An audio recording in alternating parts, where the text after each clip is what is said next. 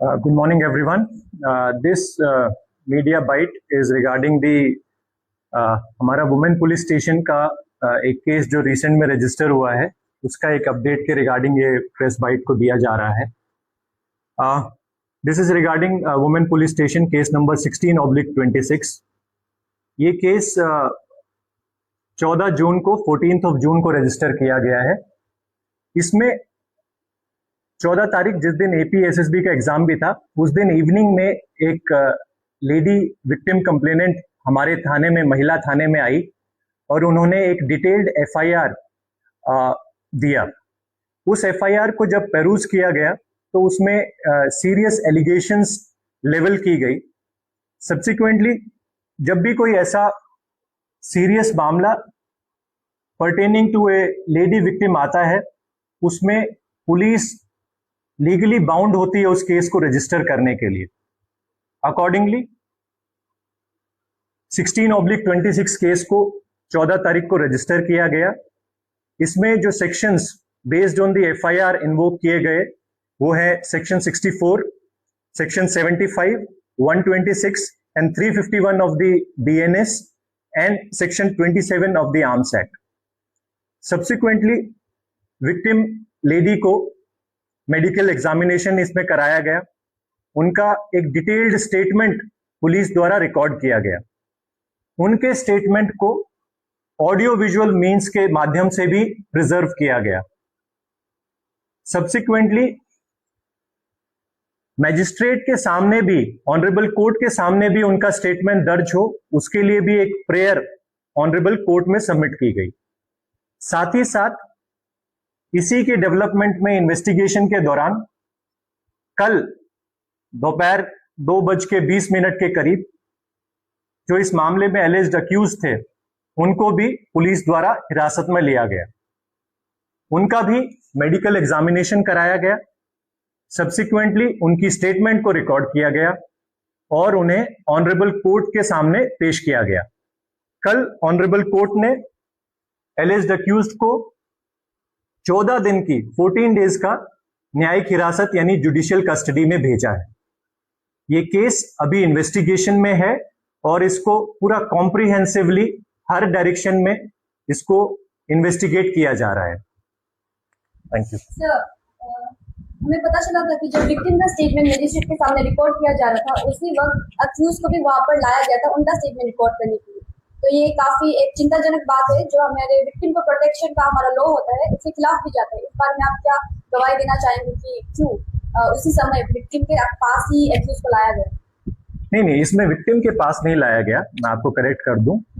देखिए, honourable court द्वारा ही date और समय निर्धारित किया जाता है जब विक्टिम का स्टेटमेंट होता है, और अक्यूज का अरेस्ट भी एक ऐसा डायनेमिक सिनेरियो है जिसको कोई पहले से नहीं प्रिडिक्ट कर सकता है. तो इट वाज अ मियर कोइंसिडेंस और इसमें सारी एहतियात बरती जा रही है.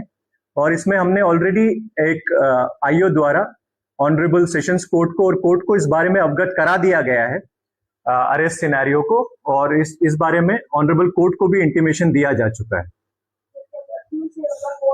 भेजा गया है तो इसमें से क्या कुछ एविडेंस मिला है जो इस केस के सपोर्ट में? It is too early to say. इस बारे में अभी आगे आने वाले कुछ दिनों में हम आपको जानकारी दे पाएंगे और कोर्ट को भी इसमें अपडेट कर पाएंगे. आरोपी के खिलाफ पासीघाट पुलिस स्टेशन में इस वक्त कितने सारे केसेस रजिस्टर्ड हैं, इस बारे में हम जानना चाहेंगे. तो पास में कोई ऐसा केस था जिसने सेम सेक्सुअली असोल्टेशन के बारे में किसी ने केस दिया हो? नहीं, ऐसा दूसरा मामला तो अभी यहाँ दर्ज नहीं है. हालांकि 2 अन्य मामले पासीघाट थाने में दर्ज हैं. वो दोनों मामले ऑनरेबल कोर्ट की डायरेक्शन पे ही रजिस्टर किए गए थे. ऑनरेबल कोर्ट से आदेश आया था कि इसको पुलिस इन्वेस्टिगेट करे एंड सब्सिक्वेंटली 2 केसेस दर्ज किए गए. तो विक्टिम ने FIR में मेंशन किया था कि उनके पास एविडेंस भी है, प्रूफ है वीडियो में, जो मुझे उन्हें बुला रहे हैं बाहर और साथ में सम्मेलन के लिए बात कर रहे हैं. तो ये क्या प्रूफ विक्टिम ने पुलिस को दिया है, और अगर दिया है तो पुलिस की तरफ में जांच पड़ताल की क्या सामने आया है?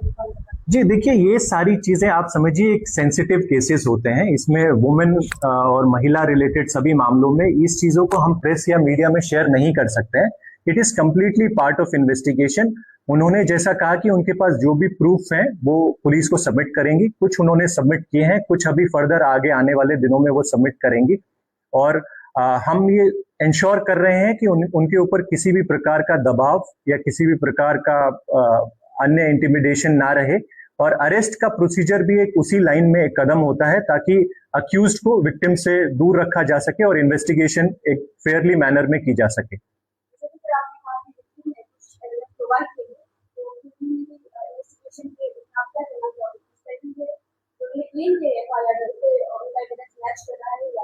जी जी, it is not the right forum और सही वो नहीं रहेगा कि जिसमें मैं इस चीज को कमेंट करूं। ये इन्वेस्टिगेटिंग ऑफिसर का प्रेरोगेटिव है और अभी इसमें गहनता से जांच चल रही है।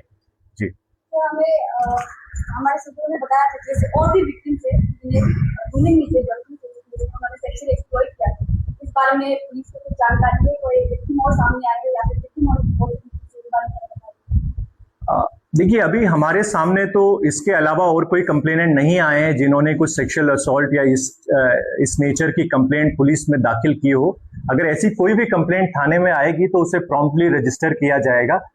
इसमें चाहे अक्यूज कोई इन्फ्लुएंशियल इंसान हो या नहीं हो, उससे फर्क नहीं पड़ता है, क्योंकि हमारी भी कानूनन जिम्मेदारी बनती है कि कॉग्निजेबल ऑफेंस जब भी आता है तो we are bound to register it.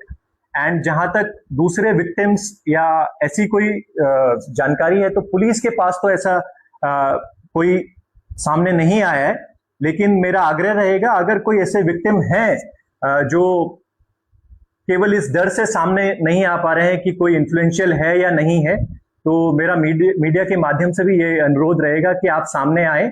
Not only this, any crime, आपके साथ कोई भी क्राइम होता है तो उसको सामने लाना बहुत जरूरी है, पुलिस तक उसकी रिपोर्ट करना बहुत जरूरी है ताकि जस्टिस और अक्यूज को सजा मिल सके। सर, जैसे कि जो अक्यूज है वो पब्लिक फिगर में भी बहुत बड़ा नाम कमा चुके हैं और ऑलरेडी नॉट ओनली पुलिस, पूरा अरुणाचल पुलिस जानता है कि उन्होंने कितने ड्रग्स के खिलाफ काम किया, मोर देन 35 36 इसका ऊपर भी रजिस्टर है। लेकिन इस no one is about the law, ये कोई जानते हैं। लेकिन भी क्या ऐसे भी हो सकता है कि कोई दूसरी पार्टी तरफ से भी फंसाने की कोशिश की जा रही है, ऐसे पब्लिक का भी इसलिए भी आप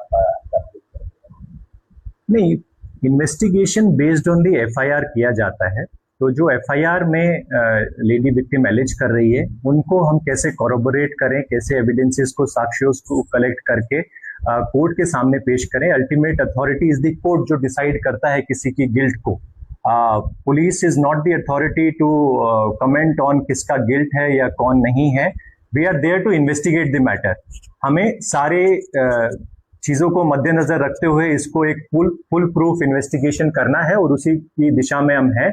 तो जहां तक उनका जो सेकेंडरी रोल्स आप बता रहे हैं कि वो एंटी ड्रग्स एरिया में काम करते थे, तो उसमें मैं कोई कमेंट नहीं करना चाहूंगा because that is not the mandate of the case. इनके सवाल से मैं एक सवाल और पूछना चाहूंगी।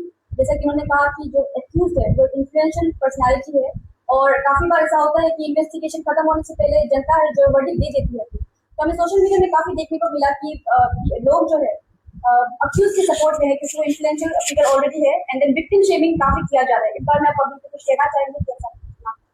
राइट, ये आपने बहुत ही वाजिब पॉइंट उठाया है। देखिए, सोशल मीडिया के दौर में बहुत ही जरूरी हो जाता है और एक रिस्पॉन्सिबल सिटीजन की भी ये जिम्मेदारी होती है कि कोई भी ऐसे मामले में एक प्री कंसीव नोशन या पहले से एक धारणा बनाकर ना चले। साथ ही साथ मीडिया बंधुओं से भी यही मेरा आग्रह रहता है कि कोई भी मीडिया ट्रायल या किसी को पहले आप घोषित कर दें या विक्टिम को टारगेट करें, इस टाइप की कोई चीजें नहीं होनी चाहिए। तो मेरा पब्लिक से भी यही अपील रहेगा कि जो पुलिस का क्रिमिनल जस्टिस का प्रोसेस है उस प्रोसेस पर भरोसा करें एंड इन्वेस्टिगेशन पर, क्योंकि एक पुलिस एक इंडिपेंडेंट एजेंसी के रूप में काम करती है और we are liable and answerable to the honourable court. तो जो भी हम चीजें करते हैं वो हमें कोर्ट में जवाब देना होता है। तो मेरा पब्लिक से ये आग्रह रहेगा कि विक्टिम को किसी भी प्रकार का इन्फ्लुएंस करना या इंटिमिडेशन करना, इवन सोशल मीडिया ट्रोलिंग करना से हमें बचना चाहिए।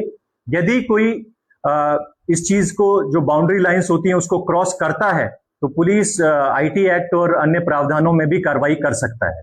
जी सर ये सोशल मीडिया का बारे आपने जिक्र किया, तो इस केस के रिलेटेड में हमें फेसबुक का जो देखने को मिला कि तो यूट्यूबर है वो जो एक्यूज जो विक्टिम पर्सन है उसका पति का साथ बात करके उसका ऑडियो क्लिप को फेसबुक पर शेयर कर रहे हैं।